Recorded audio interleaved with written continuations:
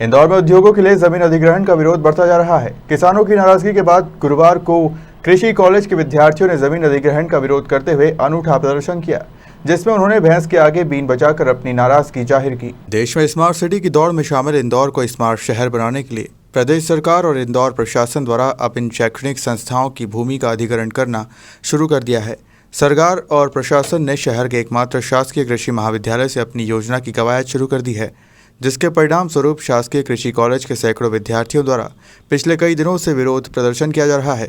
शासन प्रशासन की अनदेखी के चलते अब विद्यार्थियों का गुस्सा फूटने लगा है, जिसके चलते उन्होंने सोमवार को भैंस के आगे बीन बजाकर अपनी नाराजगी जताई।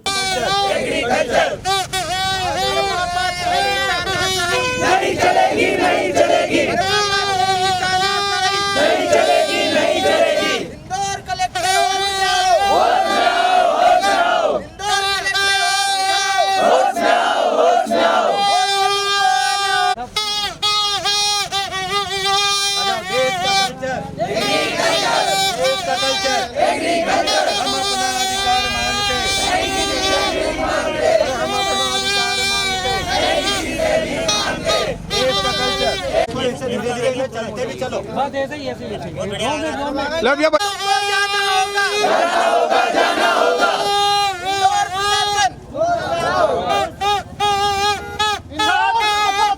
मुर्दाबाद इंदौर प्रशासन मुर्दाबाद मध्य प्रदेश जिंदाबाद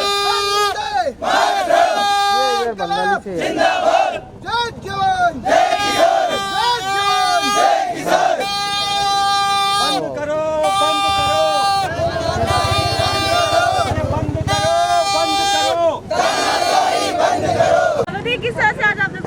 आज जो हमने भैंस के आगे बीन बजाकर शिवराज मामा का अभिवादन किया है कि जो आप जमीन हड़पने की जो नीति आपने अपना रही है। हम जब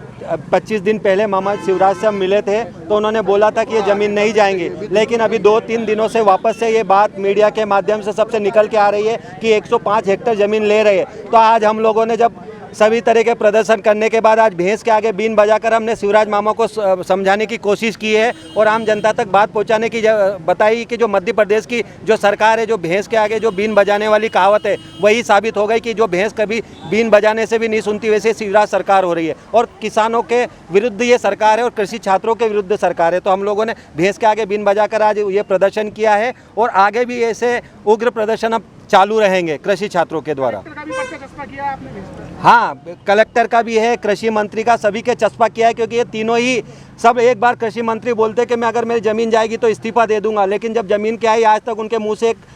शब्द नहीं निकला कि मैं इस्तीफा दे रहा हूँ। तो इस तरह से हम लोगों ने कलेक्टर, कृषि मंत्री और मुख्यमंत्री तीनों के नाम पे भैंस के आगे बीन बजाकर चस्पा किया है।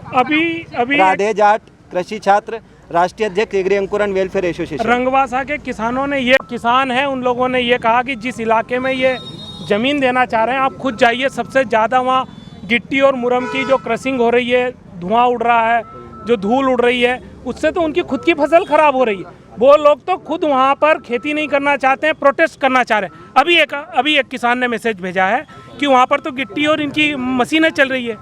गहरी खाइयाँ खुदी जा रही है और वो मिट्टी आप ही के पेपर ने छापा है कि पत्थर, दग्गड़ और इस तरह की लैंड है जो न तो लेबल्ड है, ना वहाँ की ज़मीन का सही पीएच है, ना वहाँ ऑर्गेनिक मैटर है, ना जितनी काली मिट्टी चाहिए वो मिट्टी है। अब ऐसे में सवाल ये उठता है कि जो किसान वहाँ के वो तो उस ज़मीन पे खेती नहीं करना चाह रहे, तो रिसर्च कैसे संभव है। तो कुल मिलाकर अंधेर नगरी चौपट राजा, इन्होंने सही किया, कहा कि हम लोग अब यही बचा है कि भैंस के आगे बीन बजाए। गौरतलब है कि प्रदेश सरकार और इंदौर प्रशासन शहर के एकमात्र शासकीय कृषि महाविद्यालय की कृषि भूमि का अधिग्रहण कर उस कृषि भूमि पर सघन वन का निर्माण करना चाहती है, जिसका छात्र लंबे समय से विरोध कर रहे हैं। इंदौर से नीरज बोरासी की रिपोर्ट।